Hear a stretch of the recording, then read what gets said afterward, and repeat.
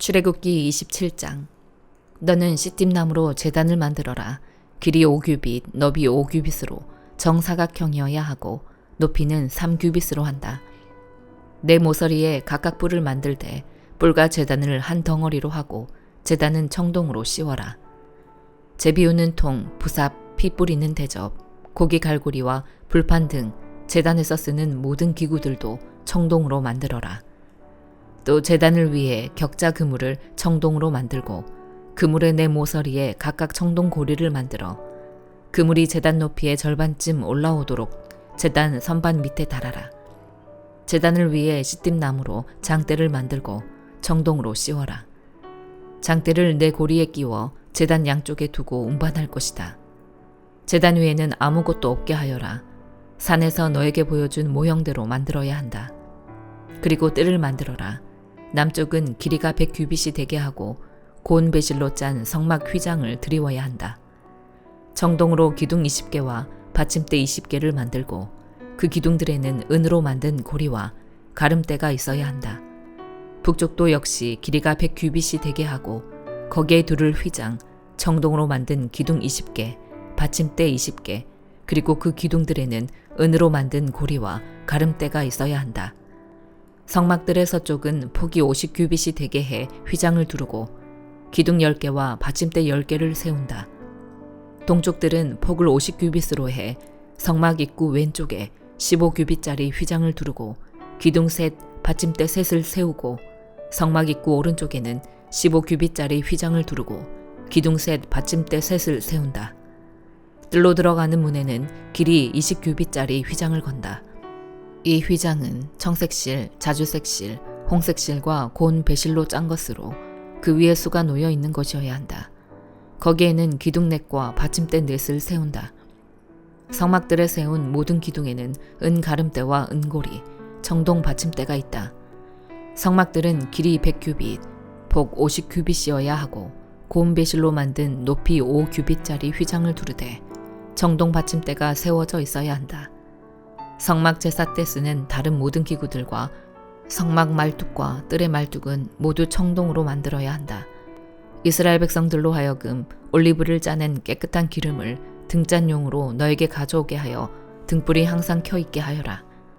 아론과 그의 아들들은 증거궤 앞에 휘장 바깥 회막에서 저녁부터 아침까지 여호와 앞에 등불을 켜 놓아야 한다. 이것은 이스라엘 백성들 가운데서 대대로 지켜야 할 영원한 규례다. 요한복음 6장. 이 일이 있은 지 얼마 후에 예수께서 갈릴리 바다 곧 디베랴 바다 건너편으로 가셨습니다. 그러자 환자들에게 표적을 베푸시는 것을 본 많은 무리가 예수를 따랐습니다. 예수께서는 산에 올라가서 제자들과 함께 앉으셨습니다. 그때는 유대 사람의 명절인 유월절이 가까운 때였습니다. 예수께서 눈을 들어 많은 사람이 자기에게로 몰려오는 것을 보시고 빌립에게 말씀하셨습니다. 우리가 어디에서 빵을 사서 이 사람들을 먹이겠느냐? 예수께서는 빌립이 어떻게 하나 보시려고 이렇게 질문하신 것일 뿐 사실 자기가 하실 일을 미리 알고 계셨습니다. 빌립이 예수께 대답했습니다.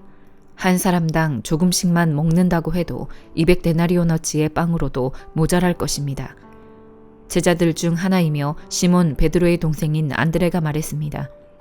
여기 한 소년이 보리빵 5개와 물고기 2마리를 가지고 있습니다. 그러나 이렇게 많은 사람들에게 그게 얼마나 소용이 있겠습니까? 예수께서 말씀하셨습니다. 사람들을 모두 앉히라. 그곳은 넓은 풀밭이었는데 남자들이 둘러앉으니 5,000명쯤 됐습니다. 예수께서는 빵을 들고 감사 기도를 드리신 후 앉아있는 사람들에게 원하는 만큼씩 나눠주셨습니다. 물고기를 가지고도 똑같이 하셨습니다. 그들이 모두 배불리 먹은 뒤에 예수께서 제자들에게 말씀하셨습니다. 남은 것은 하나도 버리지 말고 모아두라. 그리하여 그들이 남은 것을 모아보니 보리빵 5개로 먹고 남은 것이 12바구니에 가득 찼습니다. 사람들은 예수께서 행하신 표적을 보고 말했습니다. 이분은 이 세상에 오신다던 그 예언자가 틀림없다. 예수께서는 그들이 와서 강제로 자기를 왕 삼으려 한다는 것을 아시고 혼자서 다시 산으로 올라가셨습니다. 날이 저물자 예수의 제자들은 바다로 내려갔습니다.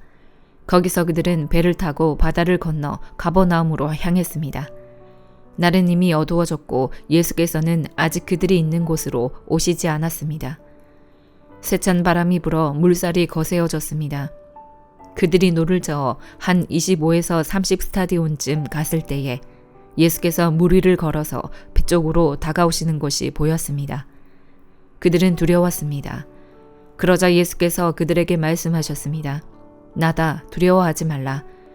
그러자 그들은 기꺼이 예수를 배 안으로 모셨습니다. 배는 곧 그들이 가려던 땅에 도착했습니다.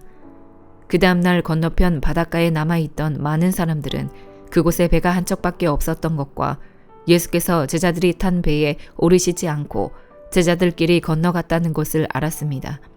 그때 디베라로부터 온 몇 척의 배가 주께서 감사 기도를 드리고 사람들에게 빵을 먹이셨던 그곳 가까이에 닿았습니다. 그 사람들은 예수나 제자들이 모두 그곳에 없다는 사실을 알고 다시 배를 타고 예수를 찾으러 가버나움으로 갔습니다. 그들은 바다 건너편에서 예수를 발견하고 물었습니다. 랍비여, 언제 여기에 오셨습니까? 예수께서 대답하셨습니다. 내가 진실로 진실로 너희에게 말한다. 너희가 나를 찾는 까닭은 표적을 보았기 때문이 아니라 빵을 먹고 배가 불렀기 때문이다. 썩어 없어질 양식을 위해 일하지 말고 영생하기까지 남아있을 양식을 위해 일하라. 인자가 너희에게 이 양식을 줄 것이다. 아버지 하나님께서 인자를 인정하셨기 때문이다. 그러자 그들이 예수께 물었습니다. 우리가 어떻게 하면 하나님의 일을 하겠습니까? 예수께서 대답하셨습니다. 하나님의 일이란 바로 하나님께서 보내신 일을 믿는 것이다. 그러자 그들이 예수께 다시 물었습니다. 그러면 우리가 보고 믿을 수 있도록 어떤 표적을 보이시겠습니까? 무슨 일을 하시려는 것입니까? 우리 조상들은 광야에서 만나를 먹었습니다. 성경에 이렇게 기록됐습니다. 그분은 하늘에서 빵을 내려 그들에게 먹게 하셨다. 예수께서 말씀하셨습니다. 내가 진실로 진실로 너희에게 말한다. 하늘에서 빵을 내려준 분은 모세가 아니다. 오직 내 아버지께서 하늘로부터 참된 빵을 너희에게 내려주시는 것이다. 하나님의 빵은 하늘에서 내려와 세상에 생명을 주시는 것이다. 그들이 말했습니다. 주여, 그 빵을 항상 우리에게 주십시오. 그러자 예수께서 그들에게 말씀하셨습니다. 내가 바로 생명의 빵이다. 내게 오는 사람은 결코 배고프지 않고 나를 믿는 사람은 결코 목마르지 않을 것이다. 그러나 내가 이미 말한 대로 너희는 나를 보고도 여전히 믿지 않는구나. 아버지께서 내게 주신 사람들은 모두 다 내게 올 것이요. 또 내게로 나오는 사람은 내가 결코 내쫓지 않을 것이다. 내가 하늘에서 내려온 것은 내 뜻이 아니라 나를 보내신 하나님의 뜻을 이루려는 것이기 때문이다. 나를 보내신 분의 뜻은 그분이 내게 주신 모든 사람들 중 한 사람도 잃지 않고 마지막 날에 그들을 다시 살리는 것이다. 내 아버지의 뜻은 아들을 보고 믿는 사람마다 영생을 얻게 하시는 것이니 내가 마지막 날에 그들을 다시 살릴 것이다. 이 말씀에 유대 사람들이 수근거리기 시작했습니다. 예수께서 나는 하늘에서 내려온 빵이다라고 말씀하셨기 때문입니다. 그들이 말했습니다. 저 사람은 요셉의 아들 예수가 아닌가? 그의 부모를 우리가 알지 않는가? 그런데 어떻게 내가 하늘에서 왔다고 말할 수 있는가? 예수께서 대답하셨습니다. 서로 수군거리지 말라. 나를 보내신 아버지께서 이끌어 주시지 않으면 어느 누구도 내게로 올 수 없다. 그러나 내게 오는 사람은 마지막 날에 내가 다시 살릴 것이다. 예언서에 이렇게 기록됐다. 그들은 모두 하나님의 가르침을 받을 것이다. 아버지께로부터 듣고 배운 사람마다 내게로 온다. 이 말은 아버지를 본 사람이 있다는 것이 아니다. 오직 하나님께로부터 온 사람만이 아버지를 보았다. 내가 진실로 진실로 너희에게 말한다. 믿는 사람은 영생을 가지고 있다. 나는 생명의 빵이다. 너희 조상들은 광야에서 만나를 먹었지만 결국 죽었다. 그러나 여기 하늘에서 내려온 빵이 있는데 누구든지 이 빵을 먹으면 죽지 않는다. 나는 하늘에서 내려온 살아있는 빵이다. 누구든지 이 빵을 먹는 사람은 영원히 살 것이다. 내가 줄 빵은 곧 세상의 생명을 위해 주는 내 살이다. 그러자 유대 사람들은 자기들끼리 논쟁하기 시작했습니다. 이 사람이 어떻게 자기 살을 우리에게 주어 먹게 한단 말인가? 예수께서 그들에게 말씀하셨습니다. 내가 진실로 진실로 너희에게 말한다. 너희가 인자의 살을 먹지 않고 인자의 피를 마시지 않으면 너희 안에 생명이 없다. 누구든지 내 살을 먹고 내 피를 마시는 사람은 영생이 있고 내가 마지막 날에 살릴 것이다. 내 살이야말로 참된 양식이요 내 피야말로 참된 음료다. 누구든지 내 살을 먹고 내 피를 마시는 사람은 내 안에 있고 나도 그 안에 있다. 살아계신 하나님께서 나를 보내셨고 내가 아버지로 인해 사는 것처럼 나를 먹는 사람은 나로 인해 살 것이다.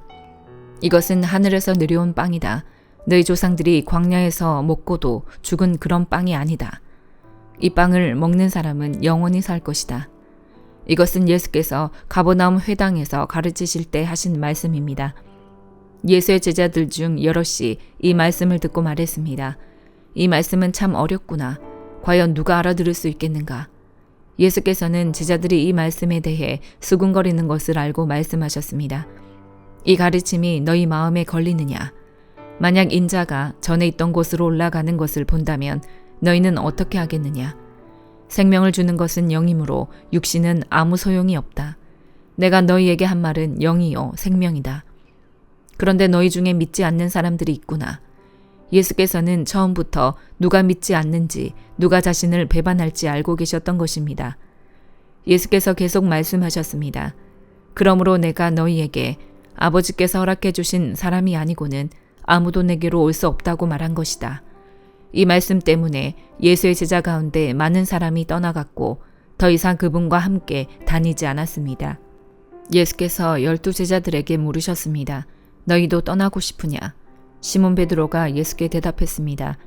주여, 영생의 말씀이 주께 있는데 저희가 어디를 가겠습니까? 주는 하나님의 거룩하신 분임을 저희가 믿고 또 압니다. 그러자 예수께서 대답하셨습니다. 내가 너희 12를 택하지 않았느냐? 그러나 너희 중 하나는 마귀다. 이것은 가룟 시몬의 아들 유다를 두고 하신 말씀이었습니다. 그는 12 제자 중 한 사람이었지만 나중에 예수를 배신하게 될 사람이었습니다. 잠언 3장. 내 아들아, 내 가르침을 잊지 말고 내 명령을 네 마음에 잘 간직하여라. 그러면 너는 오래 살고 잘 살게 될 것이다. 사랑과 성실을 저버리지 말고 그것을 네 목에 메고 네 마음판에 새겨라. 그러면 네가 하나님과 사람 앞에서 사랑과 귀중히 여김을 얻을 것이다. 네 마음을 다해 여호와를 믿고 네 지식을 의지하지 마라. 네가 하는 모든 일에서 그분을 인정하여라. 그러면 그분이 네 갈 길을 알려줄 것이다. 스스로 지혜롭다 생각하지 말고 여호와를 두려워하며 섬기고 악에서 떠나거라. 이것이 네 몸을 건강하게 하며 네 뼈에 영양분이 될 것이다. 네 재물과 네 수확물의 첫 열매로 여호와를 공경하여라. 그러면 네 창고가 가득 차고 네 포도주 통에 새 포도주가 넘칠 것이다. 내 아들아, 여호와의 훈계를 업신여기지 말고 그 꾸지람을 싫어하지 마라. 여호와께서는 사랑하는 사람을 훈계하고 벌주시되 아버지가 그 기뻐하는 아들에게 하는 것과 같이 하신다. 지혜를 찾고 깨달음을 얻는 사람은 행복하다. 그것이 은이나 금보다 더 가치 있고 유익하기 때문이다. 지혜는 보석보다 더 귀하니 네가 갖고 싶어하는 그 어떤 것과도 비교할 수 없다. 지혜의 오른손에는 장수가 있고 그 왼손에는 부귀와 영화가 있으니 그 길은 즐거운 길이고 그 모든 길에는 평화가 있다. 지혜는 그것을 붙잡는 사람에게는 생명나무이니 지혜를 붙드는 사람은 복이 있다. 여호와께서는 지혜로 땅의 기초를 놓으셨고 통찰력으로 하늘을 세우셨다. 그 지식으로 깊은 물이 갈라지고 구름이 이슬을 내리게 됐다. 내 아들아, 온전한 지혜와 분별력을 지켜 그것들이 너에게서 떠나지 않게 하여라. 그것이 너에게 생명이 될 것이요 네 목에 두를 목걸이가 되리니 그러면 네가 네 길을 안전하게 갈 것이고 발이 덫에 걸려 넘어지지 않을 것이다. 네가 잠자리에 들 때 두렵지 않을 것이고 단잠을 자게 될 것이다. 갑자기 밀려오는 재앙을 두려워하지 말고 악인들에게 멸망이 닥쳐도 두려워하지 마라. 여호와는 네가 의지할 분이시니 네 발이 걸려 넘어지지 않게 지켜주실 것이다. 네가 선을 행할 수 있는 능력이 있으면 도움이 필요한 사람에게 기꺼이 선을 베풀어라. 가진 것이 있을 때 네 이웃에게 갔다가 다시 오게나 내일 주겠네라고 말하지 마라. 네 곁에서 평안히 잘 있는 네 이웃에게 나쁜 짓을 하지 마라. 너에게 아무 해도 입히지 않은 사람에게 괜히 시비를 걸지 마라. 폭력을 휘두르는 사람을 부러워하지 말고 그의 어떠한 행동도 본받지 마라. 여호와께서는 악한 사람을 미워하시고 정직한 사람을 믿고 그와 함께 있기를 기뻐하신다. 악인의 집에는 여호와의 저주가 있으나 의인의 집에는 축복이 있다. 그분은 스스로 잘난 체 하는 사람을 비웃으시고 겸손한 사람에게는 은혜를 베푸신다. 지혜로운 사람은 영광을 얻지만 어리석은 사람들이 노력해 얻는 것은 부끄러움 뿐이다. 갈라디아서 2장. 그 후 14년이 지나서 나는 바나바와 함께 디도를 데리고 다시 예루살렘으로 올라갔습니다. 내가 예루살렘으로 올라간 것은 하나님의 계시를 따른 것으로 나는 이방 사람들에게 전파하는 복음을 그들에게도 제시했습니다. 다만 유명하다 하는 사람들에게는 개별적으로 복음을 제시했는데 이는 내가 다름질하고 있는 것이나 다름질한 것이 헛되지 않게 하기 위함이었습니다.